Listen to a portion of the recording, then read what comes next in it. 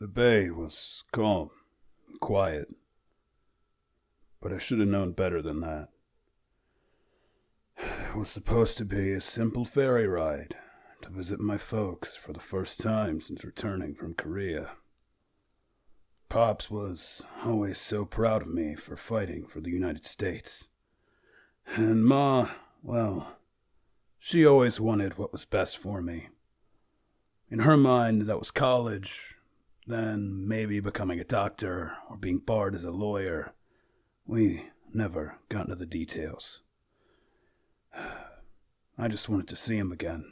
It'd been a long few years. And I was going to. As we reached the halfway point, just 2 miles or so from shore, that's when something changed. I heard over the intercom, the captain, in a panic, maybe freaking out, and his words, they'll stick with me. "Damn it! Where'd this fog come from?" His voice was harsh and salted. He'd been doing this for a while. The sound of experienced seamen moving about the ship, trying to prepare for a slower approach to the shore with the fog continuing to roll. I looked out my window, and on the distant shore, I was sure there would have been a lighthouse, or some activity. It was a ferry dock, and the sun hadn't even set yet. But there was no light, no life, no commotion, just stark silence as that rolling fog from the north obscured my window and the entire ship. The oddest thing happened as the ship was swallowed by the foggy mist. The coolness was immediate, as expected, but then I watched as the fog billowed through the cracks in the windows and the entryways to the doors.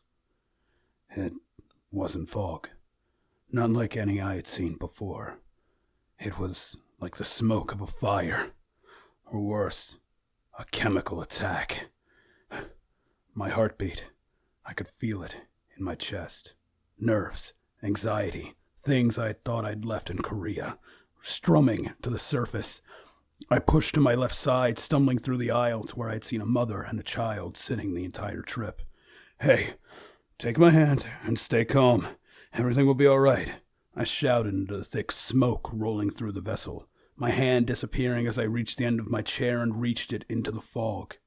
And again, that coolness took me by surprise, a chilling bite unlike any winter I'd ever felt. "Ma'am, are you?" My words failed to continue to escape, a choke freezing in my throat. It was bitter, like jumping into a cold lake.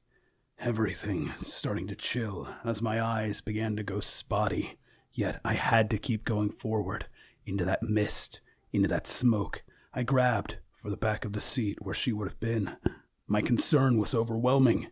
Children did not need to be in the presence of this, nor did women. Pops, in that moment I remember him telling me to treat ladies and children with respect and to keep them from seeing terrors and atrocities.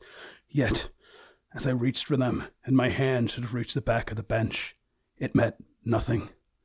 My balance quickly went, and everything began to spin, the mists filling my field of vision, and I hit the floor.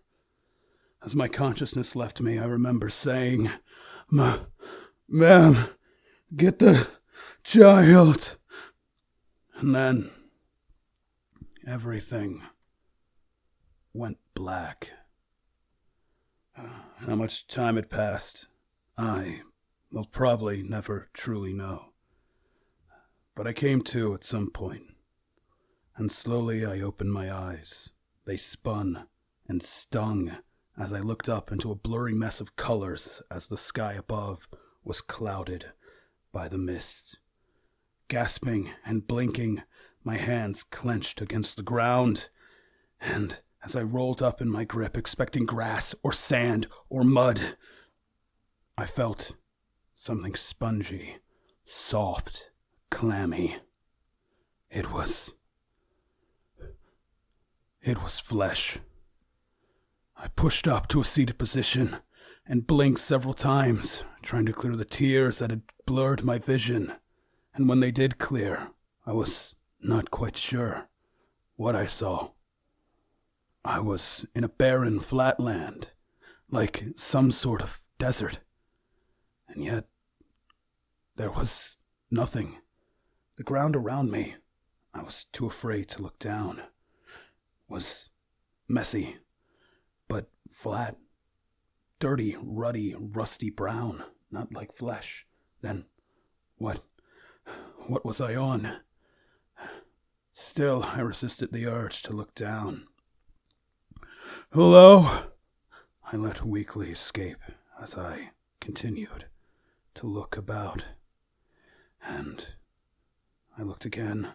"Hello?" It was a little louder. There was still no reply, but that strange sensation was still between my fingers. "Hello!" Louder, loud enough to echo. And there was still no reply.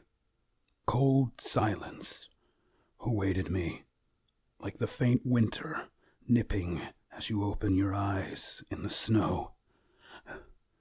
And then I had to look down. Surely I was on a person. Wherever this was, it wasn't home. I gulped, and then I looked down, and there was nothing. I was on flat ground. No body, no animals, no anything, except for that ruddy, deep dirt.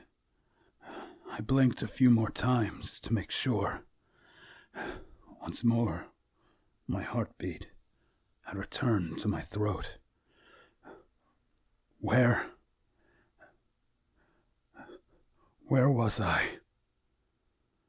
And I pushed down into that dirt, and it sprung like flesh.